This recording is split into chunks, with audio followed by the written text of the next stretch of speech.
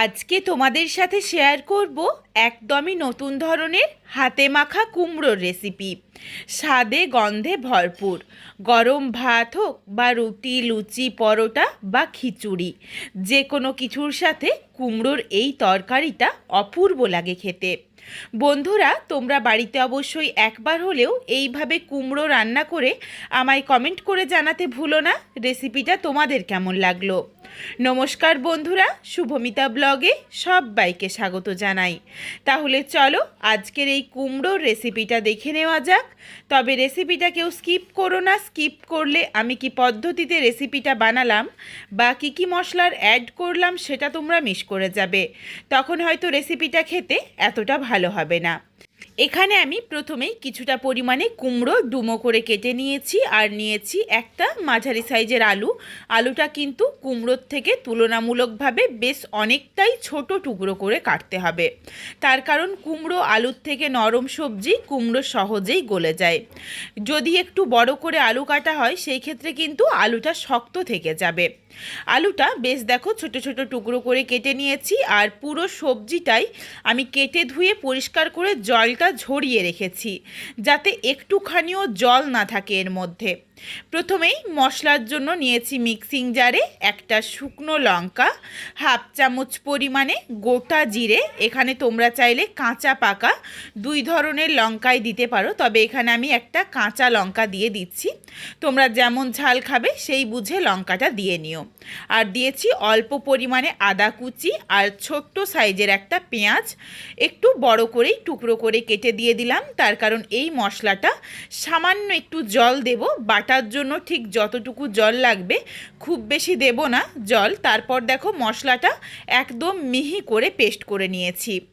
এরপর একটা পাত্রে নিয়ে নিয়েছি কেটে ধুয়ে জল ঝরিয়ে রাখা কুমড়ো, আলু আর কুমড়োর মধ্যে দিয়ে দিলাম স্বাদ অনুযায়ী লবণ, পরিমাণ অনুযায়ী দিয়ে দিয়েছি হলুদের গুঁড়ো, আর যেই মশলাটা বেটে রেখেছিলাম ওই বেটে রাখা মশলার পুরোটাই দিয়ে দিলাম। মশলাটা যদি তোমরা শিলনোড়ায় বাটো তাহলে কিন্তু আরও ভালো হয়, জলটা খুবই অল্প দিয়ে বাটা যায়। যত কম জল দিয়ে বাটা যাবে ততই কিন্তু ভালো। আর দিয়ে দিলাম 1 চামচ পরিমাণে টক দই, আর দিয়েছি 1 চামচ কাঁচা সর্ষের তেল। এরপর সমস্ত কিছু খুব ভালোভাবে মিশিয়ে নেব। মশলার সাথে আলু কুমড়োটা ভালোভাবে মেখে নিচ্ছি। কুমড়ো আলুর সাথে মশলা মাখা হয়ে গেলে এটা প্রায় 15 থেকে 20 মিনিটের জন্য একটু রেস্টে রেখে দেব, যাতে এই মশলাগুলো ভালোভাবে কুমড়ো আলুর মধ্যে ঢুকে যায়। ভালোভাবে মাখা হয়ে গেছে, এরপর ঢাকনা দিয়ে রেস্টে রাখছি 15-20 মিনিট। ফিরে আসছি প্রায় 15 থেকে 20 মিনিট পর। কুমড়োটা এইভাবে মশলা দিয়ে ম্যারিনেট করে রাখলে খেতে কিন্তু দুর্দান্ত স্বাদের হয়। 15 থেকে 20 মিনিট পর রান্নাটা শুরু করছি। এরপর কড়াই গরম করে প্রথমেই কিছুটা পরিমাণে সর্ষের তেল গরম করে নিয়েছি। তেলটা গরম হয়ে গেলে কিছুটা ডালের বড়ি দিয়ে ভেজে নিচ্ছি। এখানে আমি বিউলির ডালের বড়িটা ব্যবহার করলাম, তবে তোমরা কিন্তু তোমাদের পছন্দ মতো যে কোনো ডালের বড়ি ব্যবহার করতে পারো। বেশ লাল লাল করে বড়িটা ভেজে তেলটা ঝরিয়ে তুলে রেখেছি। কুমড়োর তরকারিতে কিন্তু খুব বেশি একটা তেলের প্রয়োজন হয় না, এই জন্য কড়াইয়ের মধ্যে যেটুকু তেল ছিল সেই তেলেই ফোড়নে দিচ্ছি সামান্য একটু 1 চিমটি পরিমাণে গোটা জিরে আর একটা তেজপাতা। ফোড়নটা ভাজা হয়ে গেলে দিয়ে দিয়েছি মাঝারি সাইজের একটা পেঁয়াজ কুচি। এখানে আমি যেই পরিমাণ সমস্ত মশলার ব্যবহার করেছি সেটা কিন্তু আমি যেই পরিমাণ কুমড়ো নিয়েছি তার পরিমাণ অনুযায়ী। এখানে প্রায় 250 থেকে 300 গ্রাম মতো রয়েছে কুমড়োটা। এরপর তোমরা যদি কুমড়োর পরিমাণ কম বেশি করে নাও সেই ক্ষেত্রে তোমরা মশলার পরিমাণটাও কম বেশি করে নিও। পেঁয়াজটা দেখো বেশ একটু লাল লাল করে বেরেস্তার মতো করে ভেজে নিয়েছি। তারপরই ম্যারিনেট করে রাখা কুমড়োটা দিয়ে দিয়েছি। কুমড়ো দিয়ে এরপর নাড়াচাড়া করে খুব ভালোভাবে মিশিয়ে নিচ্ছি। গ্যাসের ফ্লেম লো টু মিডিয়ামে রেখে কিছুক্ষণের জন্য ঢাকনা দিয়ে ঢেকে রাখছি, যাতে কুমড়োর থেকে কিছুটা জল ছেড়ে বেরিয়ে আসে। কুমড়োর থেকে দেখো বেশ কিছুটা জল ছেড়েছে। এখন কিন্তু কোনোভাবেই জল দেওয়া যাবে না। যেই পরিমাণে জলটা ছেড়ে এসছে কুমড়োর থেকে, এই জলটাকে কিন্তু খুব ভালোভাবে শুকিয়ে নিতে হবে। এই জন্য আমি আবারও কিছুক্ষণের জন্য গ্যাসের ফ্লেম মিডিয়ামে রেখে ঢাকনা দিয়ে ঢেকে রাখলাম। কুমড়োর থেকে যেটুকু জল বেরিয়েছিল পুরো জলটাই দেখো একদম শুকিয়ে নিয়েছি, আর বেশ একটু আলু কুমড়োটা ভাজা ভাজা করে নিয়েছি।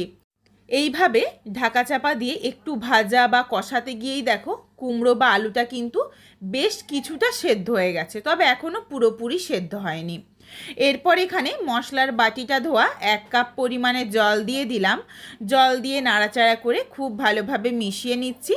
এরপর ঢাকনা দিয়ে আলু কুমড়োটা ভালোভাবে সেদ্ধ করে নেব। ভালোভাবে সুসেদ্ধ হয়ে গেলে তারপর ফেরত আসছি। বেশ কিছুক্ষণ সময় নিয়ে দেখো আলু আর কুমড়োটা এখানে আমি সেদ্ধ করে নিয়েছি, আর জল দেখো এখনও বেশ কিছুটা রয়েছে, কিন্তু রান্নাটা শেষ হতে হতে যেটুকু জল রয়েছে এই জলটা কিন্তু একদমই শুকিয়ে যাবে।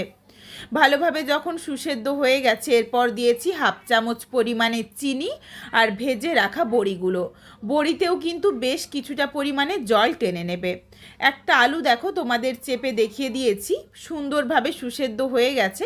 কুমড়োগুলোও দেখো বেশ গোটা গোটা রয়েছে, একদম যে গলে গেছে সেটা নয়। এখানে দিয়ে দিচ্ছি অল্প পরিমাণে ধনেপাতা কুচি। এখানে আমি ধনেপাতা কুচির ব্যবহার করলাম। তোমরা যারা কাসৌরি মেথির পাতা খেতে পছন্দ করো চাইলে মেথি পাতাও দিতে পারো, কোনো অসুবিধে নেই। সমস্ত কিছু দিয়ে নাড়াচাড়া করে মিশিয়ে নিয়েছি। দেখো বড়িটা দেওয়ার জন্য খুব সহজেই বেশ কিছুটা জলটা টেনে নিয়েছে। এরপর রেসিপিটা নাবিয়ে নেব। নাবিয়ে নেওয়ার আগে দিয়ে দিলাম খুবই সামান্য একটু গরম মশলার গুঁড়ো আর 1/2 চামচ পরিমাণে ঘি। গরম মশলার গুঁড়ো দিয়ে নাড়াচাড়া করে মিশিয়ে নিয়েই গ্যাসের ফ্লেম অফ করে দিয়েছি। এরপর ঢাকনা দিয়ে 5 মিনিটের জন্য স্ট্যান্ডিং টাইমে রাখলাম। তারপর রেসিপিটা নাবিয়ে নেব। দুর্দান্ত দেখো দেখতে হয়েছে, আর একঘেয়েমি কুমড়ো রান্না কিন্তু ভালো লাগে না। এইভাবে একটু নতুনভাবে রান্না করলে বেশ মুখরোচক হয়, খেতেও দুর্দান্ত স্বাদের হয়। বন্ধুরা বাড়িতে অবশ্যই একবার হলেও এইভাবে কুমড়ো রান্না করে দেখো। গরম ভাত হোক বা রুটি, লুচি, পরোটা যে কোনো কিছুর সাথেই দুর্দান্ত লাগবে খেতে। আর বাড়িতে অবশ্যই একবার হলেও এই রেসিপিটা বানিয়ে আমায় কমেন্ট করে জানাতে ভুলো না রেসিপিটা তোমাদের কেমন লাগলো। রেসিপিটা তোমাদের যদি ভালো লাগে তাহলে লাইক করো, শেয়ার করে বন্ধুদের দেখার সুযোগ করে দিও। তোমরা যদি আরও এই ধরনের নিত্য নতুন ঘরোয়া রেসিপি দেখতে চাও তাহলে অবশ্যই আমার চ্যানেলটিকে সাবস্ক্রাইব করে পাশে থাকা বেলটি অন করে অল নোটিফিকেশান অন করে দিও, যাতে আমার প্রত্যেকটা রেসিপির নোটিফিকেশান সববার প্রথমে তোমাদের কাছে পৌঁছে যায়। অবশ্যই আমার চ্যানেলটিকে হাইপ করে দিও, যাতে আমি আরও এগিয়ে যেতে পারি, তোমাদের সাথে আরও নিত্য নতুন ঘরোয়া রেসিপি শেয়ার করতে পারি। আবারও খুব শীঘ্রই হাজির হচ্ছি ঘরোয়া নতুন কোনো এক রেসিপি নিয়ে। পরবর্তী রেসিপি দেখার আমন্ত্রণ রইল। পুরো ভিডিওটা দেখার জন্য অসংখ্য ধন্যবাদ। তাহলে আজকে আসি, সবাই ভালো থেকো, সুস্থ থেকো। আবারও শীঘ্রই দেখা হচ্ছে ঘরোয়া নতুন কোনো এক রেসিপির সাথে।